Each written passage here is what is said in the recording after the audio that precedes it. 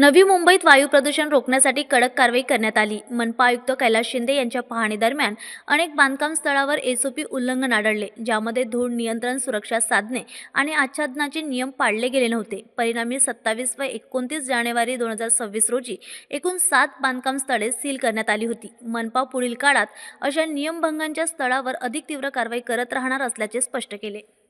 आपल्याला सर्वांना ज्ञात आहेत की दिवसेंदिवस हवेतील प्रदूषणाचं प्रमाण वाढत चाललं आहे, धोका वाढत चालला आहे. आणि हे रोखण्यासाठी महानगरपालिकेने 2024मध्ये माननीय न्यायालयाच्या निर्णयानंतर एक आपण मानक कार्यपद्धती SOP म्हणून आपण निश्चित केली. सर्व जे काही विकासक आहेत, आर्किटेक्ट आहेत, त्यांनाही त्याच्याबरोबरची कल्पना दिली होती आणि माननीय न्यायालयाने जे काही सूचना दिलेल्या होत्या त्याच्यानुसार प्रत्येक बांधकामाच्या ठिकाणी योग्य 30 फुटापर्यंतचे आपल्याला बाजूला बॅरिकेटिंग, मेटल शीट किंवा ग्रीन शीटचे लावणे, इमारत पूर्ण बांधकामाच्या वेळेस ग्रीन शीट लावणे, त्याला स्प्रिंकलर त्याच्यावर असावं म्हणजे तिथून जी धूळ आहे ती हवेमध्ये जाणार नाही.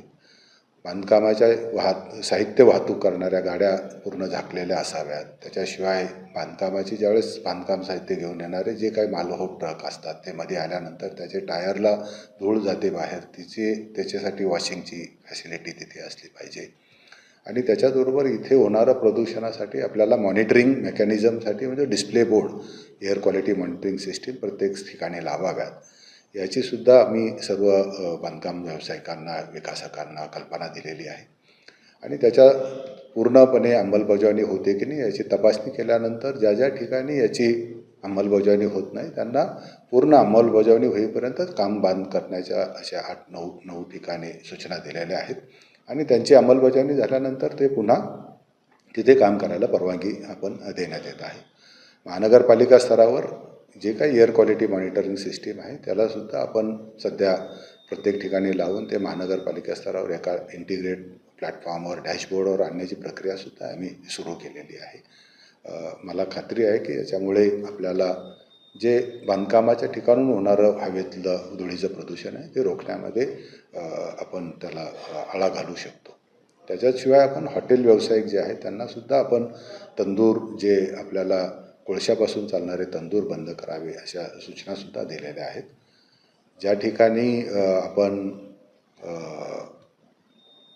मोठ्या प्रमाणात याचं जे बेकरी जे आहे त्याच्यासुद्धा आपण तिथेसुद्धा त्यांनी PNG बेकरीज कराव्या, तिथेसुद्धा कोळशाचा वापर करू नये. एकूणच हवेमध्ये होणारं प्रदूषण रोखण्यासाठी काम करतो. दुसऱ्या बाजूने आपण रस्त्यावर आपण साफसफाई करत असतो, आपण जिथं काही मेकॅनिकल स्वीपिंग आहेत त्याच्यावरसुद्धा आहेत, रोड वॉशिंग करतो आहे आपण, डीप क्लीन ड्राईव्हसुद्धा आपण प्रत्येक वार्डमध्ये आता घेतो आहे. मोठे सर्व रस्ते जे आहेत विशेषतः त्याच्यावरलीसुद्धा धूळ काढून घेण्याचं काम आपण सुरू केलेलं आहे. मागच्या 3-4 महिन्यापासून हे कंटिन्युअस सुरू आहे आणि दर आठवड्याला ह्या मोहिमा आपण घेतो आहे. याचा फायदा निश्चितपणे होईल की धूळ कमी होण्यासाठी.